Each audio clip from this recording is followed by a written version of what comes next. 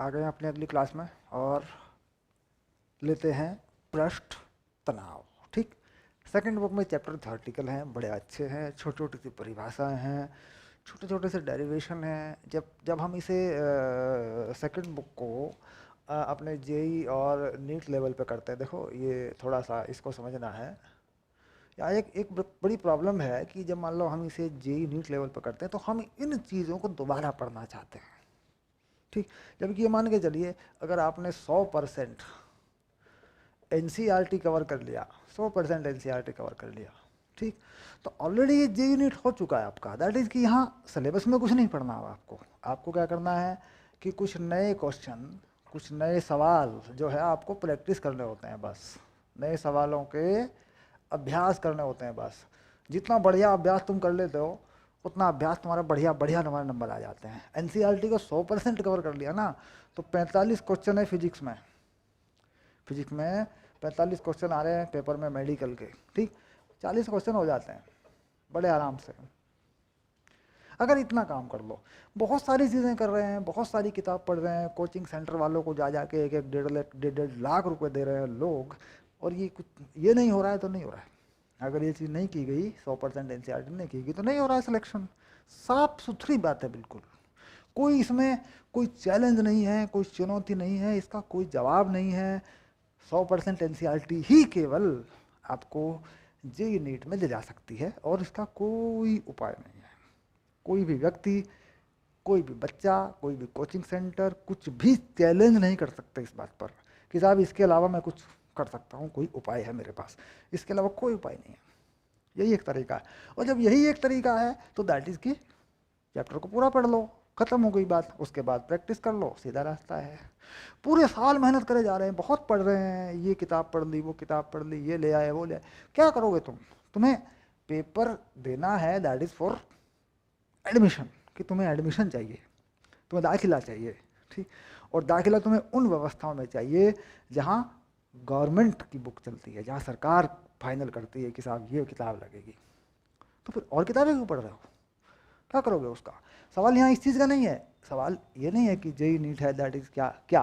देखो इसके बाद भी अगर तुम 12th करते हो, 12th के बाद भी तुम बीएससी करते हो, बीएससी के बाद भी तुम यूपीएससी खोलते हो, फिर यूपीएससी के एग्ज़ाम खोलते हो जिसमें तुम आईपीएस जैसे आईएएस पता नहीं और कितनी कितनी कितनी कितनी तुम सर्विसेज जो है, यूपीएससी स्टेट गवर्नमेंट का भी होता है ये एग्ज़ाम जो है, सेंट्रल गवर्नमेंट वाला है।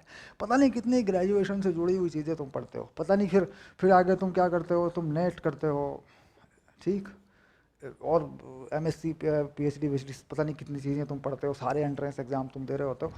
बस यही वो चीज़ है जो तुम्हें लेके चलेगी। अगर तुमने प्राइवेट किताबों का सहारा ले लिया और तुमने इसे छोड़ दिया तो गया मामला। क्योंकि यहाँ पर फिर क्या है, वो लोग बाजी मार लेंगे जो एनसीईआरटी पढ़े हुए लोग हैं। भाई एनसीईआरटी पढ़ के कुछ बच्चे चल रहे हैं, वो बाजी मार लेंगे, उनके लिए सब सरल हो जाएगा। तो दैट इज ज़्यादा से ज़्यादा बच्चे, कंपटीशन कब डेवलप होगा? जब ज़्यादा से ज़्यादा बच्चे एनसीईआरटी पढ़ें, तब कंपटीशन डेवलप होगा। और अभी नहीं है, एनसीईआरटी बच्चे कम पढ़ रहे हैं। दैट कि अभी सेलेक्ट कर लो एनसीईआरटी को।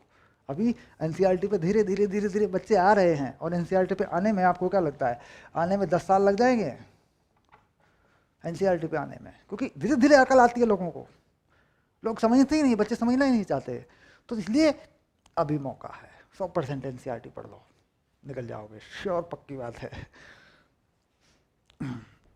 चलिए आगे बढ़ते हैं। अब मैं बात कर रहा था सरफेस टेंशन, ठीक, यानी पृष्ठ तनाव। तो सीधी सी बात है, पृष्ठ तनाव का मतलब पृष्ठ में तनाव, पृष्ठ में तनाव। तनाव यानी एक प्रकार का बल, तनाव, खिंचाव, पृष्ठ में तनाव। अगर हम किसी द्रव्य की कल्पना करें, मान लीजिए ये कोई द्रव्य है, ठीक, और इस द्रव्य में कुछ अणु हैं, ये द्रव्य के अंदर अणु है, देखो, और ये पृष्ठ का भी एक अणु है। मान के चलिए एक अणु पृष्ठ के पास है, ये अणु पृष्ठ के पास वाला है और ये बहुत सारे अणु हैं। तो कह रहा है अणुओं में आपस में बहुत सारे बल लगे होते हैं, बहुत सारे अणुओं में आपस में बल लगे होते हैं, इधर उधर इसमें भी बल लगे होते हैं, इधर उधर, ये सब जो है ये बल रेखाएं हैं, देखो ये सब बल जो है लगे हैं इसमें, पता नहीं कितनी दिशाओं में बल लगे होते हैं। तो यहाँ पर देखिए अगर मैं इस अणु को देखूं, इस अणु में, तो इस पे बल ज़्यादा हैं, इसमें बल ज़्यादा हैं और हर बल पर एक ऊर्जा होती है। मान लीजिए दो अणुओं के बीच में ये बल है इस तरीके से, ये बल कैसा, ये बल है आकर्षण बल। तो इस एक बल के पास ऊर्जा है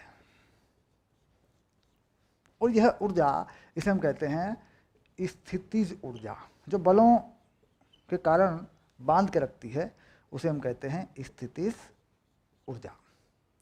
तो यहाँ पर देखा जाए तो इसके पास जो पृष्ठ वाला है इसके पास स्थितिज ऊर्जा आधी है इन सब से जो द्रव्य के अंदर है। तो यानी अगर मैं कहूँ इस अणु के पास स्थितिज ऊर्जा कितनी है,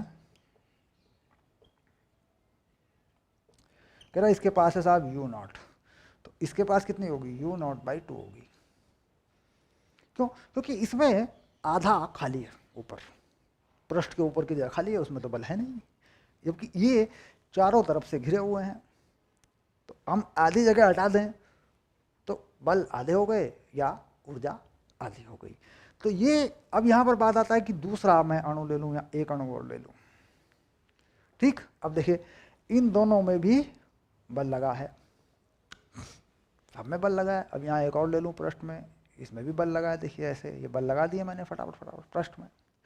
तो पृष्ठ में अणुओं के बीच जो बल है, आकर्षण बल है, अगर मैं उसे एकांक लंबाई पे देख लूँ, कोई भी लंबाई ले लूँ मैं द्रव्य की, तो वही होता है पृष्ठ तनाव।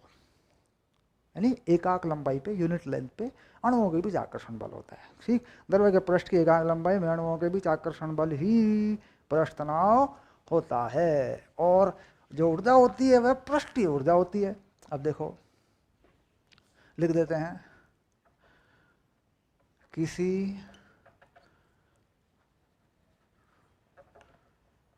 द्रव्य के पृष्ठ की एकांक लंबाई में अणुओं के मध्य बल पृष्ठ तनाव कहलाता है। बस फाइनल, कोई झंझट नहीं है। अब ये लंबाई, अब मान लो देखो ये ऊर्जा हटा दी मैंने, मान लीजिए मैं इस लंबाई को ये कर दूं L, ठीक, और बल को बना दूं F, जो बल है उसे F कर दूं, तो पृष्ठ तनाव, बिल्कुल सरल सी बात है, उलझन कोई भी नहीं, T/F/L, मात्रक न्यूटन प्रति मीटर। ये लो, किसी द्रव्य के पृष्ठ की एकांक लंबाई में अणुओं के मध्य बल पृष्ठ तनाव कहलाता है। सिंपल। अब इसको पृष्ठ के तरीके से दिखाता हूं मैं तुम्हें कि पृष्ठ पर ये कैसे दिखा देता है। क्योंकि देखो मैंने ये कहा कि ये द्रव्य के अंदर की चीज़ है, ये द्रव्य है, तो दैट इज, ये तो द्रव्य हो गया, ये पृष्ठ दिख रहा है। अब मैं पृष्ठ को तुम्हें बदल के दिखाता हूँ कि चीज़ कैसे काम करती है। परिभाषा बना दी, आगे चलते हैं, थोड़ा इसको दिखाता हूँ तुम्हें।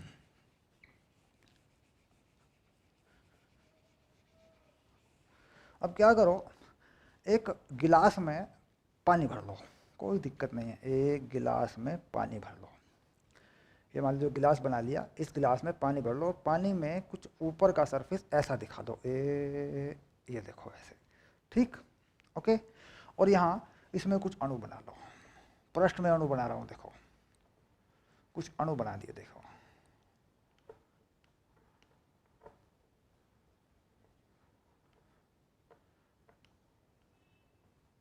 ये कुछ अणु बना दिए मैंने, पृष्ठ के अणु दिख रहे हैं, देखो ये पृष्ठ के अणु हैं और ये पूरा पानी भरा हुआ है नीचे, ठीक। अब मैं कहूँ कि साहब मैं इस लंबाई में बल लूँगा, ऐसे कुछ अणु हैं देखो, ठीक, और मैं इस लंबाई को L लूंगा ऐसे, ठीक, और अणुओं के बीच के बल को मैं F लूंगा। तो साफ दिख रहा है F/L है।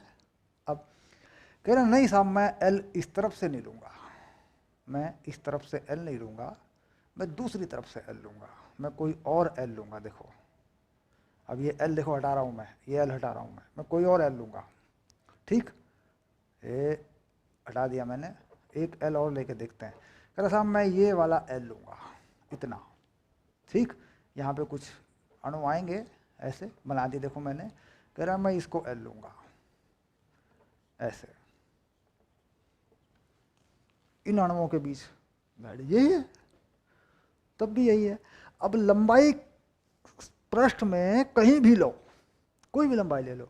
अब मान लीजिए लंबाई ले ली, कह रहा इधर ले लो, इधर ले लो, इधर ले लो, कोई फर्क नहीं पड़ता, क्योंकि सभी दिशाओं में बल है। क्योंकि हम देख रहे हैं कि जो अणु है देखो, ये अब थोड़ा हटा के देखते हैं इस चीज़ को, ये तो बना दिया, समझ लिया आपने।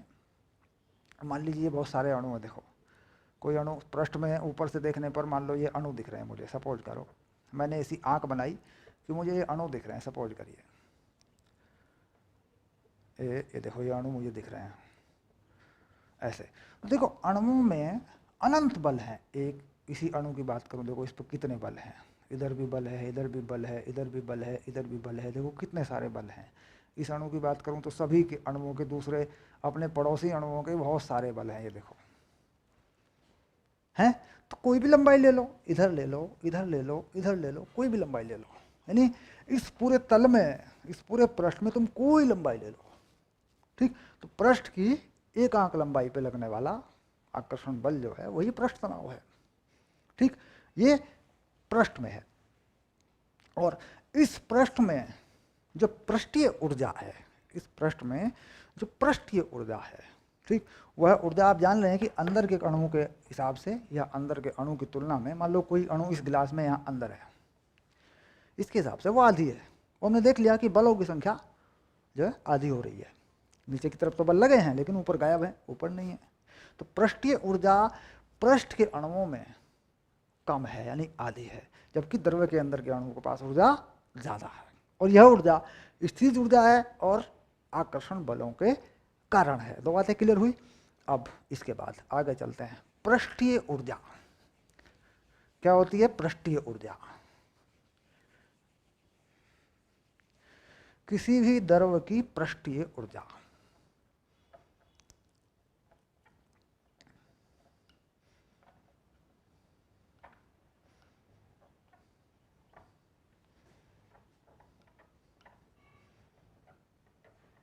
ठीक, पृष्ठीय ऊर्जा, इसे अंग्रेजी में क्या बोलेंगे? इसे बोलेंगे सरफेस एनर्जी, इसे कहते हैं सरफेस एनर्जी। Okay done. तो क्या होती है, इसे यू लिख देते हैं, और ये होती है पृष्ठ तनाव इनटू एरिया। ठीक, एरिया क्या है? ये है पृष्ठीय क्षेत्रफल, पृष्ठीय क्षेत्रफल, simple, surface area, surface area. जो भी एरिया हम लेना चाहते हैं, जितना भी एरिया हम किसी लिक्विड का, किसी द्रव्य का लेना चाहते हैं, उतना ही लगा लो, इसमें कोई दिक्कत नहीं है। क्योंकि पृष्ठ तनाव क्या है?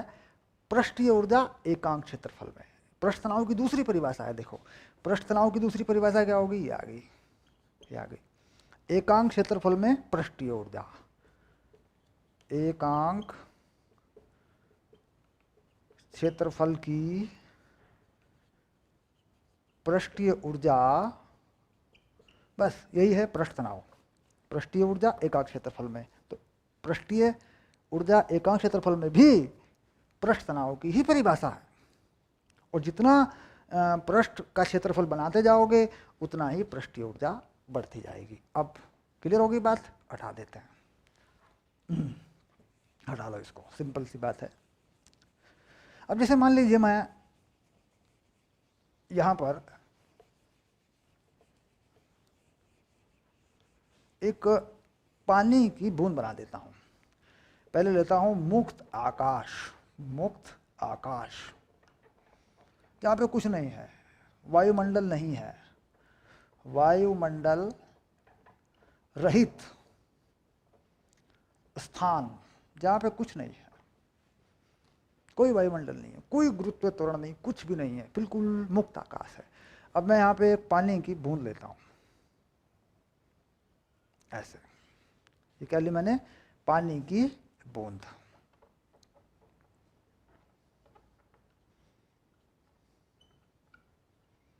और मैं इसकी त्रिज्या को r बना लेता हूं, ठीक।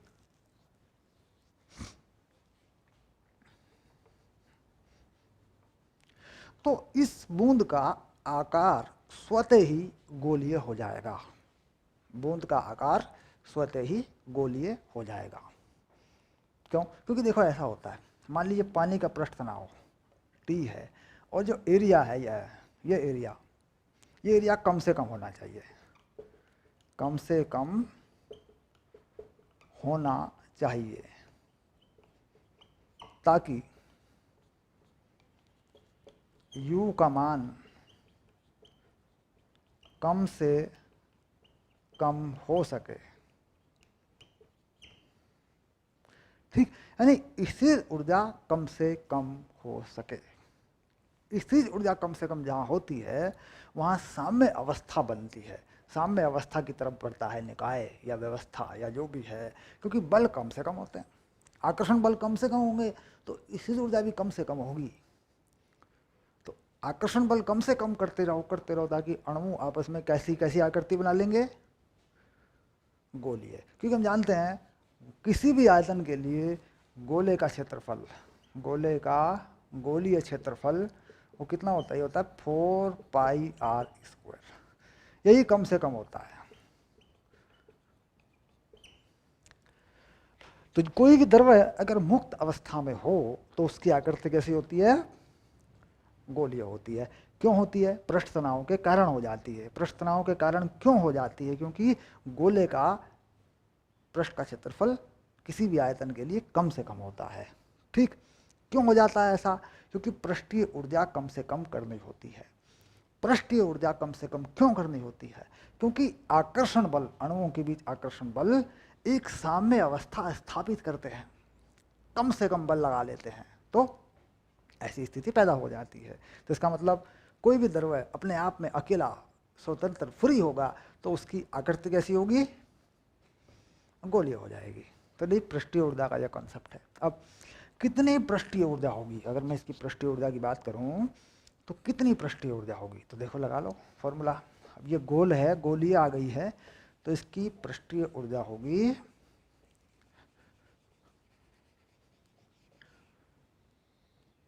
यहां लिख देते हैं, इसकी पृष्ठीय ऊर्जा कितनी हो जाएगी, U 4πr²T, ठीक। क्या है ये बूंद है,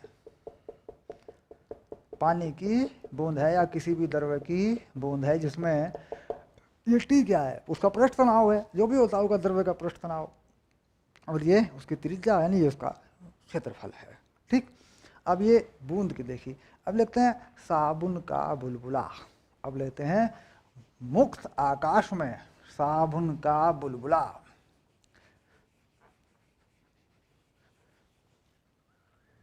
तो सिंपल लिख देते हैं साबुन का बुलबुला,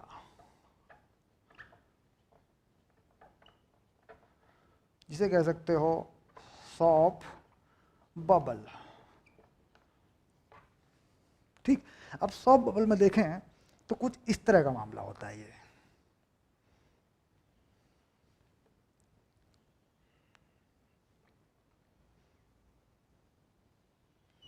ऐसे, ये अंदर से भी खाली और बाहर से भी खाली, बाहर भी कुछ नहीं है, मुक्त आकाश, कुछ नहीं है, साबुन का बुलबुला है। साबुन के बुलबुले में यहाँ साबुन का सॉल्यूशन है, विलियन है साबुन, यानी ये जो चीज़ है देखो ये साबुन का सॉल्यूशन है, ऐसे। तो इसमें कुल कितनी पृष्ठीय ऊर्जा होगी, तो कहता है जो इसके पृष्ठ का क्षेत्रफल है, जो भी इसके पृष्ठ का क्षेत्रफल है, इसके पृष्ठ का क्षेत्रफल कितना है, इसकी त्रिज्या को कितनी मान लें, आर, ऐसे। ठीक, तो ये त्रिज्या बाहर वाली हो या अंदर वाली हो, दोनों को लगभग आर ही मान लो, क्योंकि बहुत ज़्यादा फर्क नहीं होता, बड़ी पतली लेयर होती है। आर हो गई दोनों त्रिज्या, तो कुल पृष्ठ क्षेत्रफल कितना है? ठीक, तो इसकी यू हो गई 4πr², अंदर वाला 4πr² बाहर वाला, क्योंकि दो पृष्ठ हैं इसमें खुले हुए हैं, जो दो पृष्ठ हैं, और ये हो गया टी। तो कितनी ऊर्जा हो गई? 8πr²t। ये इसकी पृष्ठीय ऊर्जा हो गई। जैसा पृष्ठ हो, जितना पृष्ठ का एरिया हो, जितना पृष्ठ का क्षेत्रफल हो, पृष्ठ का कुल क्षेत्रफल। ठीक, तो समझ में आ गया कि बूंद की, ड्रॉप की और खाली बुलबुले की पृष्ठीय ऊर्जाएं कैसे निकाली जाती हैं। अब आता है आयताकार फिल्म की पृष्ठीय ऊर्जा। आयताकार फिल्म बोल देते हैं इसको, फिल्म। फिल्म मतलब पतली पन्नी टाइप हो लिक्विड की, फिल्म की पृष्ठीय ऊर्जा। ठीक, यानी surface energy of rectangular liquid film. ठीक, यानी द्रव्य की एक पतली पन्नी, एक फिल्म की। अब ये पतली पन्नी कैसे तैयार होगी, यहाँ देखना पड़ेगा। मान लीजिए मैं एक मेज बना लेता हूँ, मेज का एक सरफेस बना देता हूँ, ठीक है, ऐसे।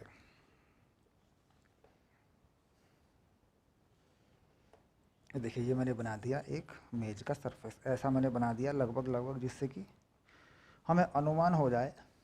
ठीक, और इसके ऊपर हमने एक कोई लिक्विड फैला दिया, कोई पानी फैला दिया इसके ऊपर, सपोज हमने इसके ऊपर पानी फैला दिया। ठीक,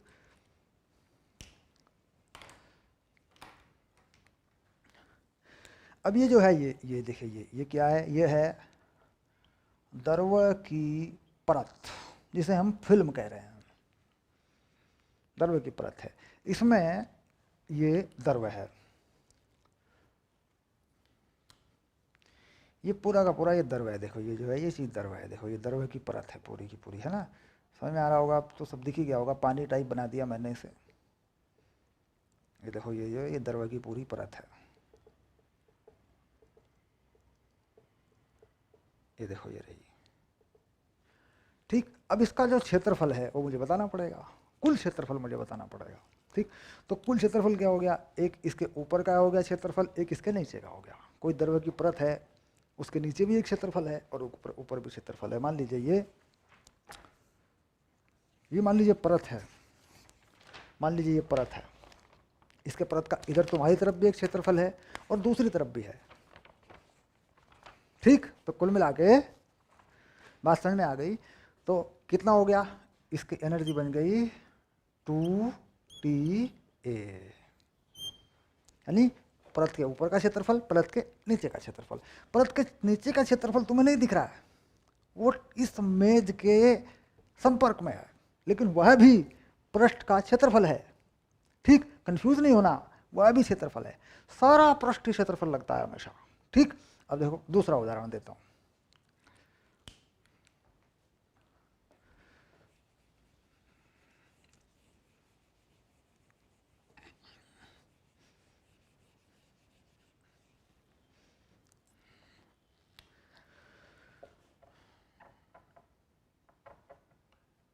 बेलनाकार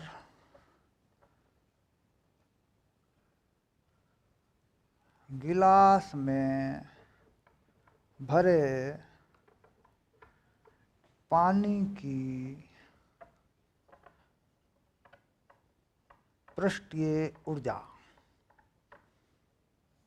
ठीक, अब एक बेलनाकार गिलास बनाता हूँ। ठीक, अब देखिए बेलनाकार गिलास बनाऊंगा पहले मैं।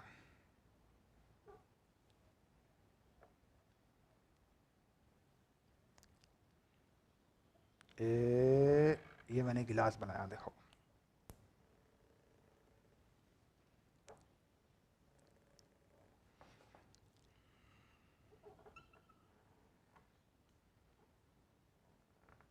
ओके, ये मैंने बेलनाकार गिलास बना दिया। अब इस बेलनाकार गिलास में मैं पानी भरूंगा, ठीक, इस बेलनाकार गिलास में पानी भरूंगा। देखो मैं कंफ्यूज नहीं होना और कॉन्सेप्ट को क्लियर करके चलना। ये मैंने पानी भरूंगा इसमें, मैं देखो यहाँ से यहाँ तक ये मैंने पानी भर दिया इसमें ऐसे, ठीक, ये पानी मैंने इसमें भर दिया। देखो ये पूरा जो है पानी है इसके अंदर, ये पानी है, देखो ये पानी भरा हुआ है, ठीक। ये हटा लो, देखो ये ऐसे थोड़ा ठीक कर लो इसको। ये तुम्हें पानी इसमें, अब ये पानी भर गया, देखो ये रहा, ठीक, ये पानी भरा है, देखो ये देखो, ठीक। ओके, पानी की ऊंचाई h है, ठीक, और बेलन की त्रिज्या जिसमें पानी भरा है वह r है, ठीक। बताओ पानी की पृष्ठीय ऊर्जा कितनी होगी? सिंपल सी बात है। अब बेलन का या पानी का कुल पृष्ठ का क्षेत्रफल लगेगा, ठीक। अब तुम अगर सामान्यतः देखो तो तुम कह रहे हो सर ऊपर जो इसमें ऊपर तुम्हें इसमें एक वृत्त दिखाई देगा, देखो एक वृत्त दिख रहा है, ये वृत्त, ये देखो ये वृत्त ऊपर से खुला हुआ दिख रहा है, हवा में खुला हुआ सरफेस तो यही है, दिख रहा है कि नहीं दिख रहा है? देखो ये रहा, ये वृत्त दिख रहा है तुम्हें, ये जो वृत्त है ये हवा में खुला हुआ सरफेस है, देखो ये रहा, ओके, ये देखो। लेकिन क्या सिर्फ यही पृष्ठ है? नहीं, कुल ऊर्जा कितनी है? देखो U, ठीक, ऊपर एक वृत्त है, नीचे एक वृत्त है, 2πr²।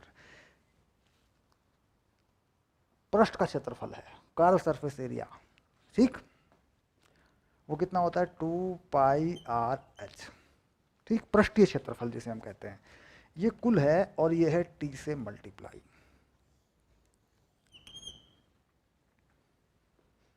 ये है इसकी कुल ऊर्जा, ठीक। अब मैं क्या करता हूं कि मैं इस गिलास को, ठीक, मैं इस गिलास को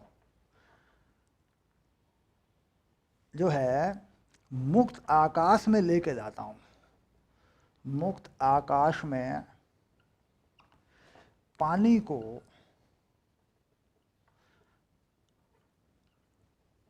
गिलास से निकाल देता हूं,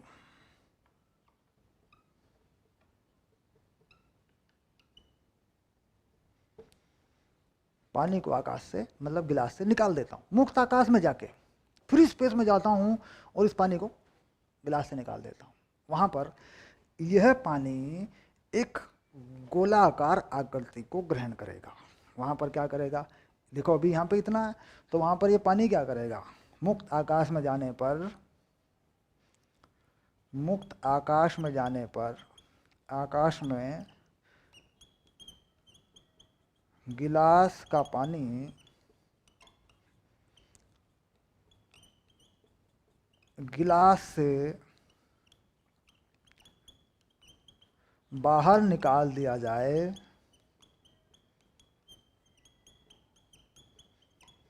तो यह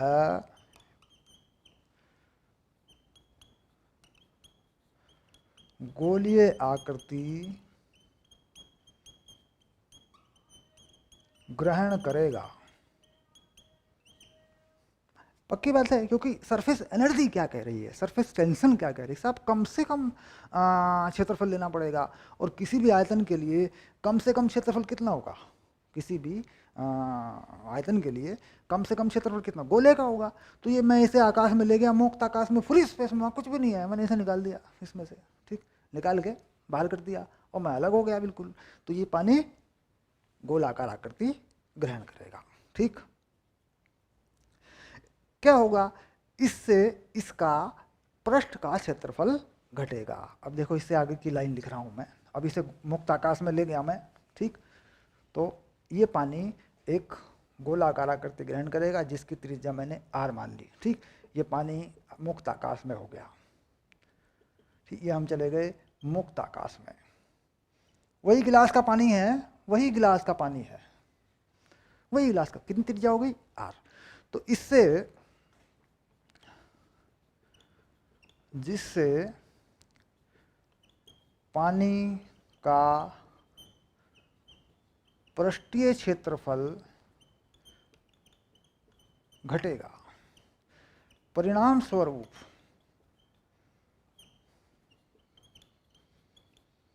स्थितिज ऊर्जा या पृष्ठीय ऊर्जा जो भी घटेगी।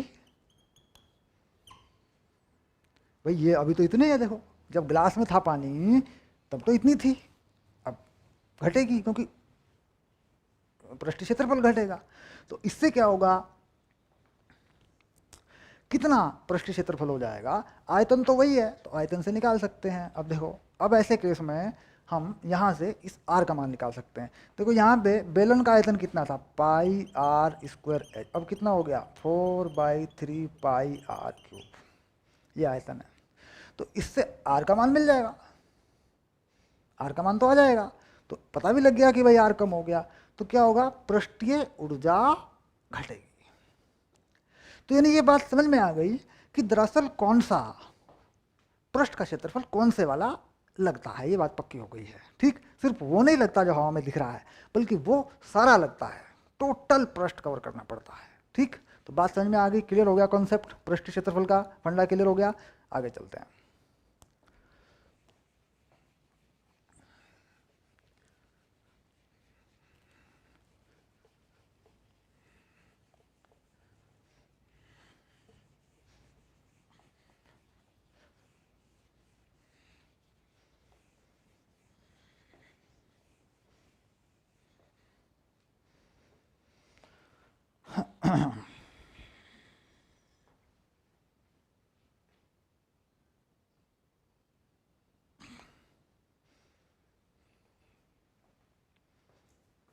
अब सरफेस टेंशन, पृष्ठ तनाव, पृष्ठीय ऊर्जा तक हम लोग पहुंच गए हैं और इसकी पूरी कहानी हम बताते हुए चल रहे हैं, कंसेप्ट जो है पूरा बनाते हुए चल रहे हैं।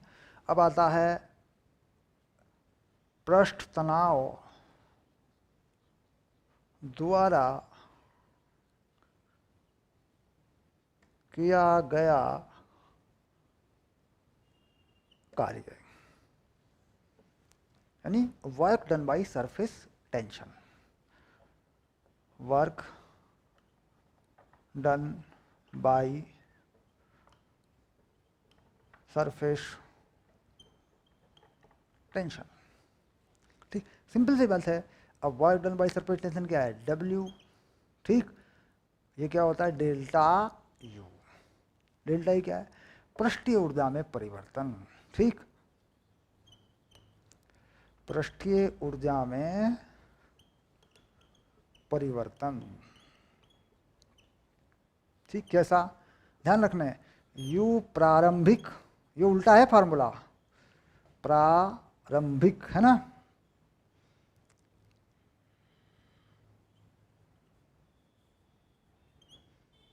माइनस U अंतिम। देखिए, पृष्ठीय, पृष्ठ तनाव द्वारा किया गया कार्य, पहली ऊर्जा माइनस आखिरी ऊर्जा, स्थिर ऊर्जा में परिवर्तन कार्य होता है। निकाय द्वारा किया गया कार्य प्रारंभिक माइनस अंतिम होता है। अगर हम बाहर से कोई काम करते हैं तो अंतिम माइनस प्रारंभिक होता है। ठीक, तो ये चूंकि पृष्ठ तनाव अंदर का बल है, अणुओं के बीच का ये बल है, तो स्थिर ऊर्जा प्रारंभिक माइनस अंतिम। अब देखो इसको समझ लो, मान लीजिए मैं इसको, इस गेंद को छोड़ दूं यहाँ से और ये नीचे आए और ये है पृथ्वी तल, सपोज, क्योंकि इस कॉन्सेप्ट को समझना बहुत जरूरी है। ठीक, तो नीचे जो ला रहा है वह है mg है, mg द्वारा किया गया कार्य, हमारे द्वारा नहीं, mg द्वारा किया गया कार्य क्या होगा, mg कितना करेगा, तो नीचे मान लीजिए h आ गया, देखो तो कितना करेगा mg, w mg का कार्य है, ऐसे w mg लिख दिया, ये हो गया mgh। लेकिन स्थितिज ऊर्जा पहले कितनी थी, प्रारंभिक ये वाली, और ये अंतिम। तो देखो प्रारंभिक स्थितिज ऊर्जा ज़्यादा है, ये रही प्रारंभिक स्थितिज ऊर्जा इतनी है, देखो ये हाइट है, और अंतिम स्थितिज ऊर्जा ये है, ऐसे। तो प्रारंभिक स्थितिज ऊर्जा माइनस अंतिम स्थितिज ऊर्जा, भाई पहली ऊंचाई क्या है, देखिए पूरी ऊंचाई है पृथ्वी तल से, ये वाली, अंतिम ऊंचाई ये है, तो प्रारंभिक ऊंचाई अंतिम ऊंचाई का अंतर है h। इसका मतलब प्रारंभिक ऊर्जा में से घटाई अंतिम ऊर्जा, तो आया mg का कार्य। अब अगर इसका उल्टा मैं इसे ऊपर को लेके जाऊं तो मैं करूंगा वहां पे काम, बाह्य बलों का कार्य होगा, तो फिर ये फॉर्मूला अंतिम माइनस प्रारंभिक होगा। ठीक, यानी जब जब निकाय के बल कार्य करते हैं तो उन बलों द्वारा किया गया कार्य प्रारंभिक स्थिर ऊर्जा माइनस अंतिम स्थिर ऊर्जा होता है। बात पक्की होगी, डन होगी, क्लियर हो गया कॉन्सेप्ट? ओके डन, आगे बढ़ो।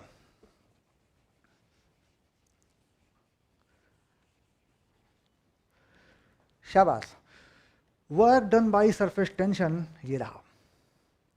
ठीक, अब ये जो वर्क है दरअसल हम इसे कैसे निकाल सकते हैं, देखिए मैं करके बताता हूं। डेल्टा यू हो गया फाइनल,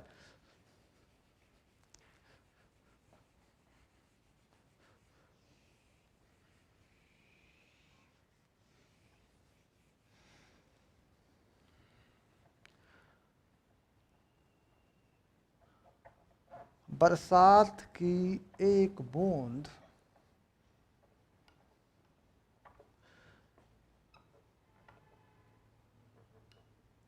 जिसकी त्रिज्या r है, छोटी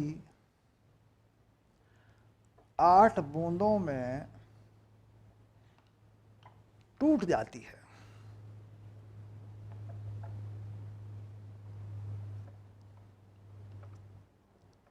तो पानी के पृष्ठ तनाव द्वारा किया गया कार्य ज्ञात करो। जहां पानी का पृष्ठ तनाव T है। बस बात समझ में आ जाएगी, बिल्कुल सिंपल सा ये एग्जाम्पल है।